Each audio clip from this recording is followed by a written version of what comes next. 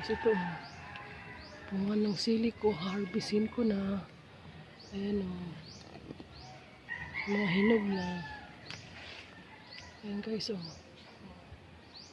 Mga hinog na. Ga-harvest ako ngayon.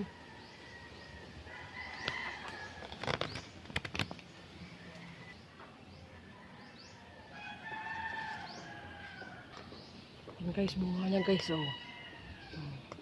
Hinog na. Ga-harvestin ko po siya.